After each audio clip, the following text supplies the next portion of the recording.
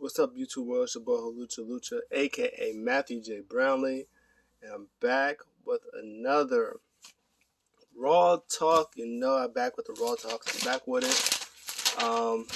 For this week, hopefully I can do it more now. Of course, you got the handy dandy notebook.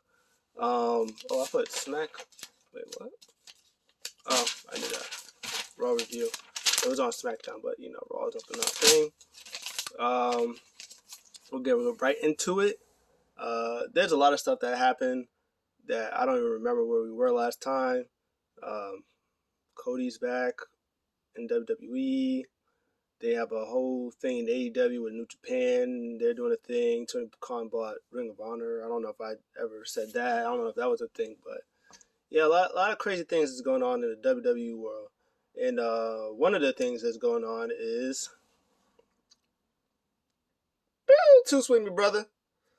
Yeah, AJ and Finn are finally, hopefully, fingers crossed, doing a thing together. That's going to be great stuff. Bloodline was supposed to get all the gold, but for some reason, last Friday, Roman Reigns, he ripped up the contract for the double titles, even though Roman Reigns was the one who originally said that he wanted the Usos to bring the titles to the Bloodline, and now he ripped up the contract. Yeah, I don't get no understando. Don't get it. No say. But anyways, they opened the show. Bloodline comes out. It's about a good 10.5 minutes before they come out. Paul Heyman talks. Pretty much says that tells everybody that it's the time where you listen to the tribal chief and whatever he says, and then Roman Reigns goes, North Carolina, acknowledge me. And they acknowledge him. And then, boom! Double RKOs to the Usos from Riddle and Orton. That was hilarious. That just came out of nowhere. And then Roman looks back. He was like, whoa, what? And then Drew comes out with the sword. He was like, hey, put that sword down. So Drew drops the sword. And they brawl. And there's just a big brawl. And that's the end of the segment. So it was fine. Those RKOs out of nowhere was great. That was great stuff. So I still confused of why there's no title unification since that's what they've been talking about forever. That's what they've been hyping up since after WrestleMania, is bringing back the titles together. But there's still Friday. There's still a chance. Maybe Pierce was like, hey, yeah, we got it at a 6-man tag, but I made it, so now it's winner take all. Who knows? We'll see what happens. But after that, backstage, the Street Profits, they're talking. Ezekiel comes in. They gets the solo cups for him. Talking about who he is and all of the good stuff. And then Alpha Academy comes like, shush. No, you're not him. You're Elias, you're a liar. Kevin Owens comes like, yeah, you're a liar. And he goes like, yeah, shush. He's like, that was a good shush. It's hilarious. And then they just talk about, face each other later on. And then Owens, I think, grabs the solo cup, splashes it all over Ezekiel's face, and then they leave. And then, is that the next match? That is the next match. Good fun match. This is a good exchange between Chad Gable and Angelo Dawkins in the beginning. It's always fun to see them because they're both like amateur wrestlers. So it's always fun to see them do an exchange. I love Chad Gable does the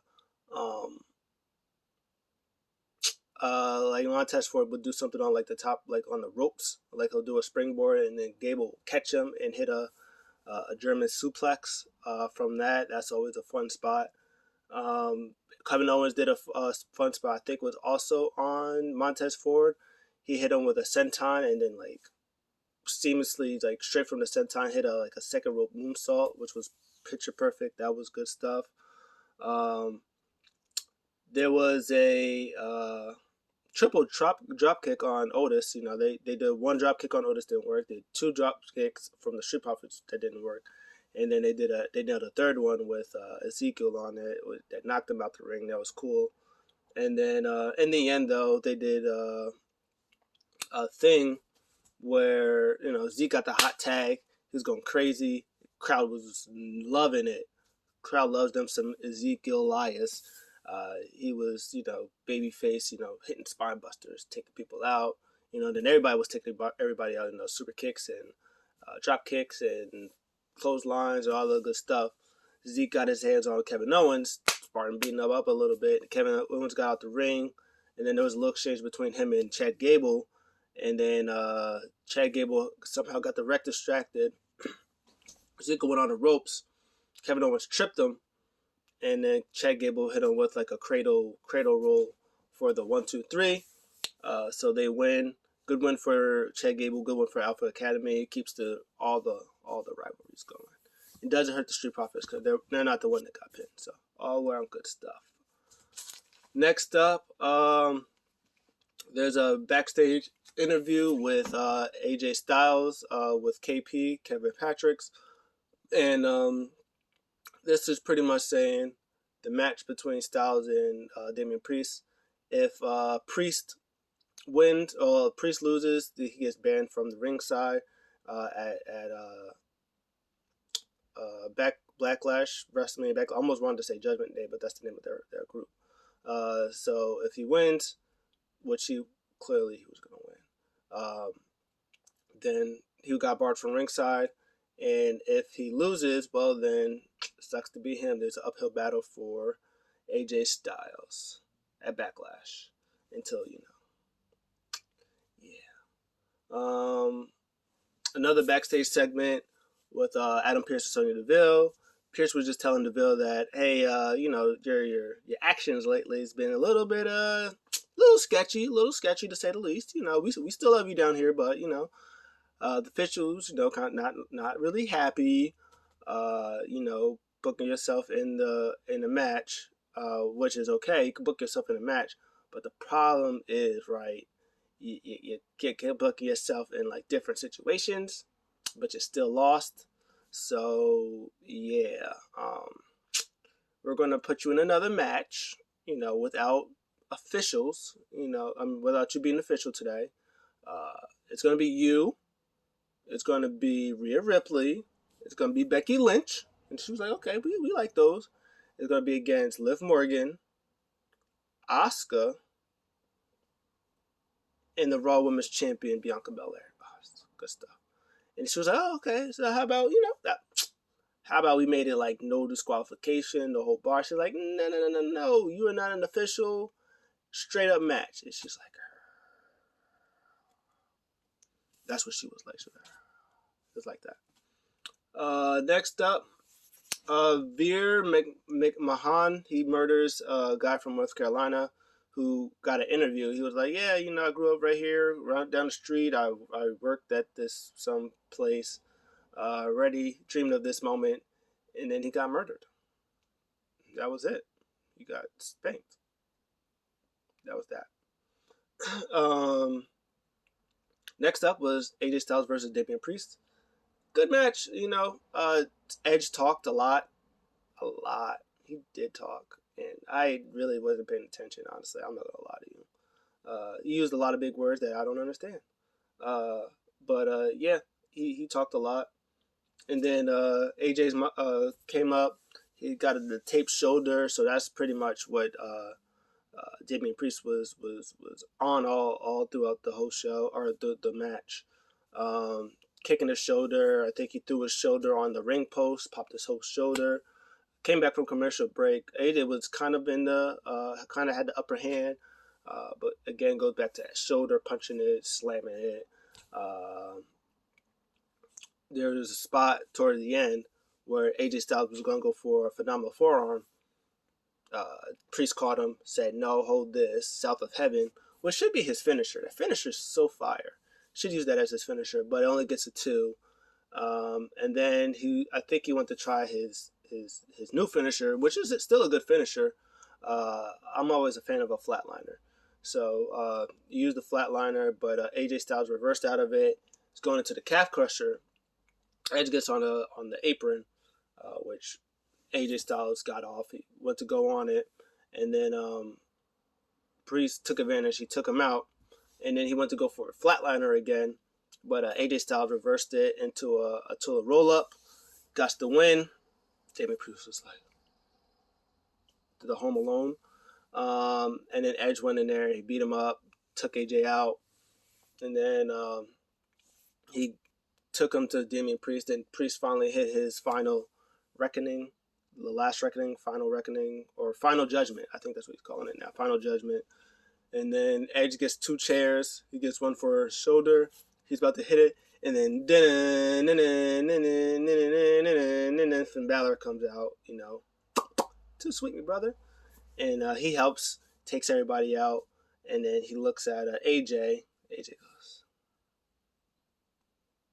and then Finn goes, boom, too sweet, and then they hug.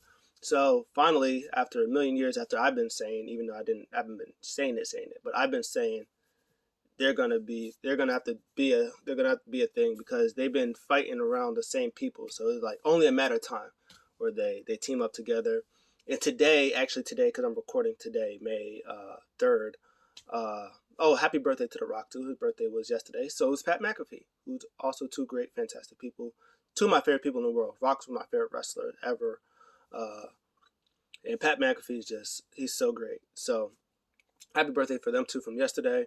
Today, May 3rd, is the formation of Bullet Club. Bullet Club was formed by Finn Balor, Prince Devitt in Japan. Him, Carl Anderson, Bad Luck Fale started it. Finn was the original leader. I think the Bucks came in. I think they took Finn out when he was becoming, WWE and stuff like that. And AJ came. AJ wasn't really the leader. I think Carl Anderson actually was the leader, but AJ was the main eventer in that club. I think until Kenny Omega came and took AJ out. I think that's how it went. And then Cody Rhodes was also in Bullet Club. Bullet Club was fine and stuff like that. So maybe, Cody Rhodes gets in there. Just saying. I'm just saying. Just WWE. Just think about it. Just think about it. So that was all great stuff. What happened next? Next page. There's a backstage segment with Cedric Alexander, MVP. MVP was with Omos, and then, of course, as always, Cedric's trying to get in good graces of MVPs. Talk about, hey, when we was together because of you, Bullet Club. Hurt Business was at the top. We were the best, and then they ruined it. Something's not here. I want to prove myself worthy against Bobby Lashley. He was like, it's all admirable, but, don't need you anymore. That's the past. He was like, hey, just let me. He's like, sure, whatever. We'll see. And then Omos was like, hey, time for you to go. And then he left. Next up is Miz TV with Ali. Miz talks trash. He said, I just came back, try to hype up a new up-and-comer, the new United States champion, the youngest United States champion in theory. And then getting interrupted by this horrible Ali guy. Just came out of nowhere. He's like, I should be mad. But you know what? I'd like to give him a time to come outside and explain himself. Come out and explain himself. So Ali comes out. Nice pop for Ali. And then he was trying to talk to Ali. Ali was trying to talk. Mike doesn't. First they shut his music off. Just completely shut it off in the middle of him doing it. They was like, oh, okay. He was in the middle like, oh, wow. Music cuts off and on my show? That's so unprofessional. I don't know that would happen. And then he would talk, and then his mic would not work. He was like, oh, your mic doesn't work? First your music, and now your mic? What is going on? Oh, my God. He goes in the ring. Ali's like, oh, okay, cool. And he's trying to do the mic thing. He's like, hey, can my mic come on or something like that? And then Miz was like, oh, sorry. Don't go complain about it on Twitter. And then Ali is like, And then he snatches the mic from Miz. He's like, oh, you're funny. Ah, ha, ha, ha, ha. He's like, the only complaint that we all have is that you're still employed here by the WWE. Ooh, got him. And then he talks with him. And then Miz tries to take the mic back, but he took the one that doesn't work. And then Ali goes, oh my God, your mic doesn't work. Whoa, man, yeah.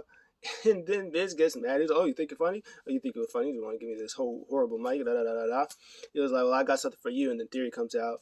He was like, hey, I'm sorry. I just come out here. I apologize.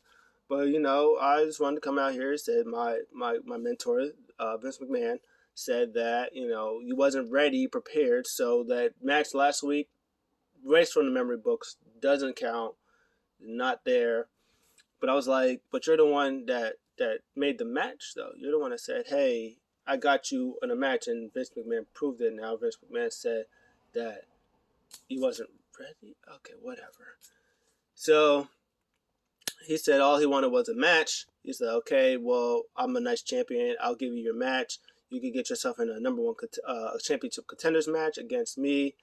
Oh, and Miz deserves one too. So it's going to be you versus us two in a handicap match. And I was like, oh, stupid. The match itself wasn't horrible. Ali did what he can do. He's taking out the Miz, taking out Theory, but in the end, got too much for him. Theory distracted him. Ali tried to kick him off. Well, he went through the ropes. Skull crushing finale. 1, 2, 3. Miz gets his win back. They both win. Ali comes back, tries to get back up and stuff like that. Jumped from the back by Tommaso Ciampa. So, again, at least, he still has this thing with Theory that probably there's like a U.S. title thing with Theory. He still gets a feud with Ciampa. So, champion in Ali is going to be it's going to be good stuff. Even if he's going to be a transitional champion for Tommaso Ciampa, I don't care. But it's going to be good stuff, and I can't wait for it. There's a whole bunch of 24/7 stuff. I guess backstage, Reggie was trying to win Dana Brooke back, and she was like, no, nigga, you low-key, high-key, just try to roll me up. She's like, I'm so sorry, I'm so sorry, I didn't mean to. And then they ran into Tozawa, Tamina, and Truth, who was like, Truth, I'm mad at you. You need to apologize. Like, I'm supposed to trust you, and you the one out here just doing it. He was like, I'm sorry. I just want my baby back. I just miss my baby. I just want my baby back. He was like, I'm sorry. And then they're doing a whole bunch of things. He was like, it's this wedding season. Everybody's supposed to be, you know, happy and all that other stuff. And then Nikki ASH comes out of nowhere. She just like jumps from like the top of something, and then somehow just topples everybody, including Dana Brooke, and she pins Dana Brooke. She's 24/7 champion. Dana Brooke is upset. And then everybody is like running away. Everybody's chasing after. She's like, Reggie. She's like, oh no, I'm here. No, everything's fine. She said, boy, if you don't get me my title match tonight, I'm going to. Ooh, you better hope I get my match tonight. And then she got her match, and then it was fine. It was what it was. It wasn't even that long. But Dana Brooke gets the title back. Reggie grabs the title, and then Tozawa tries to like pin her. And then Truth gets in there. He pulls her off, and then he tries to pin her. And then Tamina pulls him off. And then he grabs. So only person that didn't pull her off was Tamina, or tried to pin her was Tamina. And Reggie gets in there, and then Reggie tries to pin her. And then Reggie tries to pin her. He gets two, and she goes, "Are you kidding?" Slap fire at her, just like Sonya Deville did Carmella last week. That was funny. And then she's like, "Oh no, I'm sorry." He was like, Reggie, I want a divorce. So it's gonna be a whole thing. So she leaves. So that was, for whatever reason, to me, it was hilarious.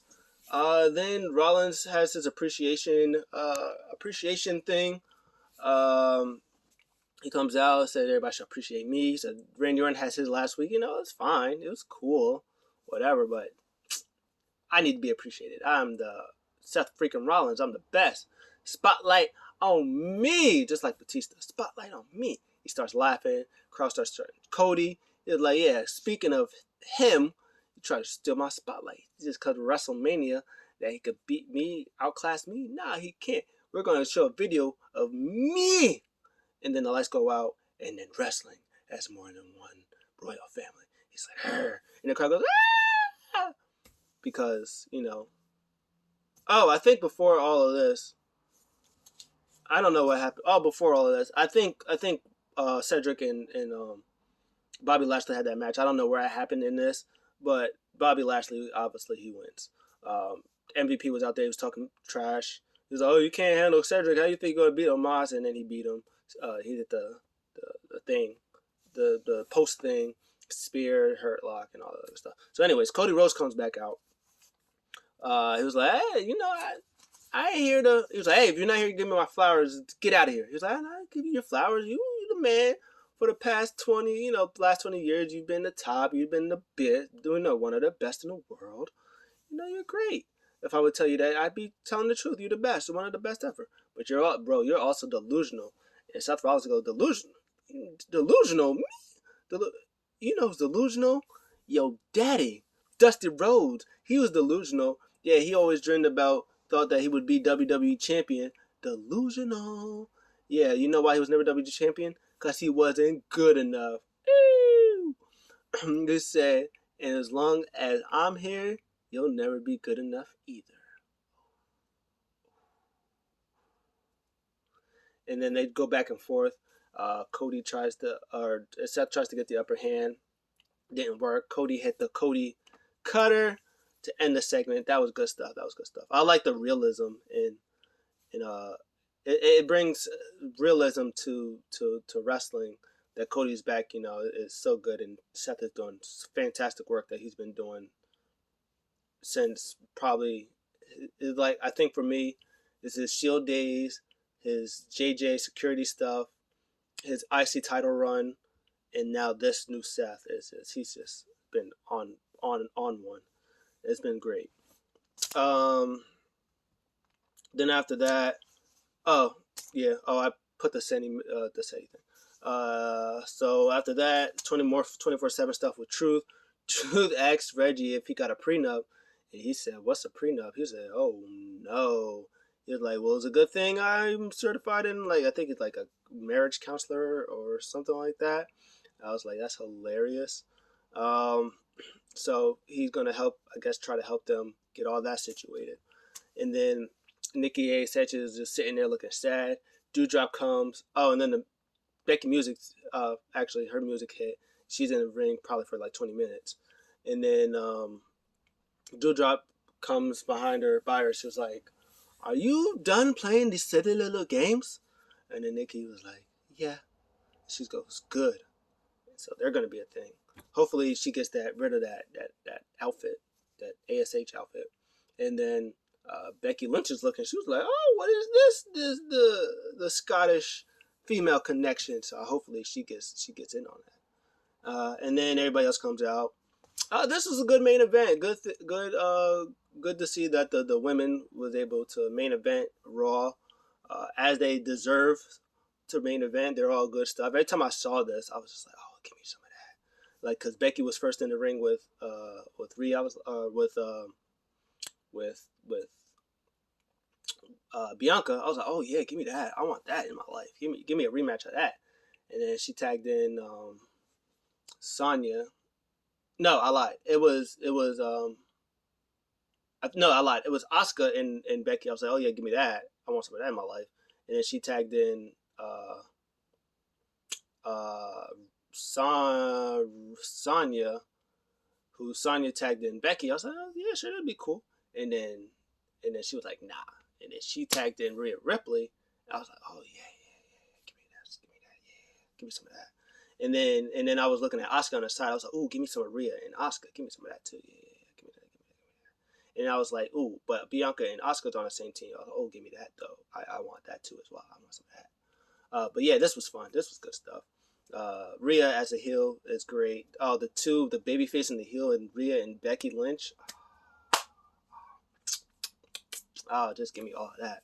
So that was all good stuff. Powerhouses, they were outpowering each other. Asuka gets in the ring with Becky Lynch, and then she was starting backflip or backfist and kick everybody out. Becky was like, I don't want that smoke. I don't want any of that. She tags in. this was just a lot of fun. This was good stuff. Of course the heels, they get the upper advantage at first, upper hand, uh, taking out. I think it was Liv. I think Liv was the one who's getting beaten up, getting thrown all over the place, just getting mollywopped by Rhea.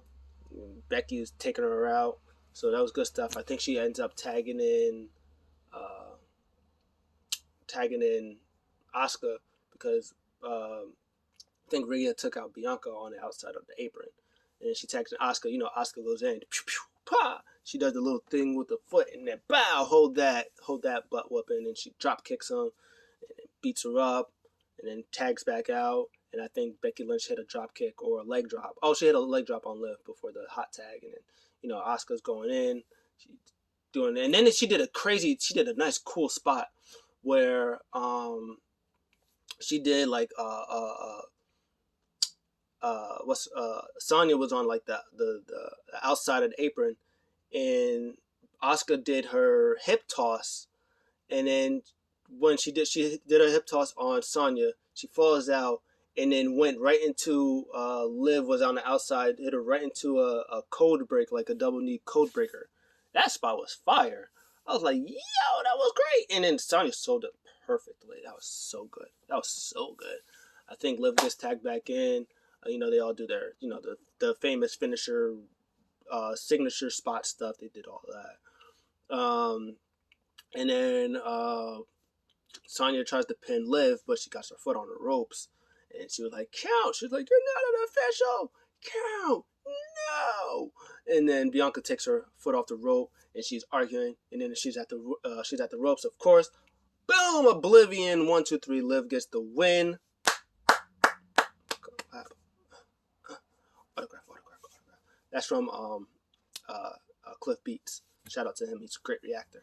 But yeah, that was a good show. That was good stuff. Good main event. All around, it was a good show. I really thought this show was fine. Leading up the stories for Backlash. They have one more chance to make all the titles on the line for Backlash, which they should do. And Drew McIntyre and RK Bro should win them, because I want to see Murder Reigns. I want Reigns to murder everybody. I want to see him murder everybody. And then he'll get it back at SummerSlam and then start his dominant reign over. But I think for what month are we in? May? We're in May? May. We're in May, June, July, August. I don't know if SummerSlam's in June, July, or August, but 2 months, have Drew win it, and then maybe somebody cashes in on Drew. Drew still wins, and then he faces Roman at SummerSlam. Roman gets it back. Maybe they'll do a thing like that, and then the Usos will win it back, or maybe Cody wins it. Maybe Cody wins Money in the Bank, and then they do a thing with Roman. He'll keep it for a little bit, and then maybe I think Roman, as as top of a star that Roman is, I think that they got Drew, who can just a little bit take it from him. I think Cody, since he's back, I think he's a strong one who is believable. It's not like he's not believable to win. I think he's believable now to to believably beat Roman, even with a whole bunch of shenanigans. I think he's believable to beat him. Same thing with Gunther. I think he's believable. So I think there's a lot of people for Roman. I think personally, I think so.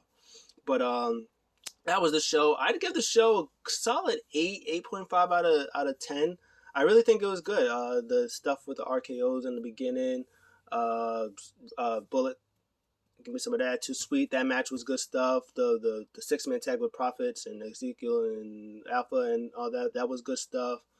24/7 stuff makes me laugh. The Ali stuff was fine. Good stuff with Tommaso Ciampa. The main event was good. All around, for me, I think personally it was a decent show. But what did you guys think? Let me know in the comments below. I'll see you guys in the next one. I'm out.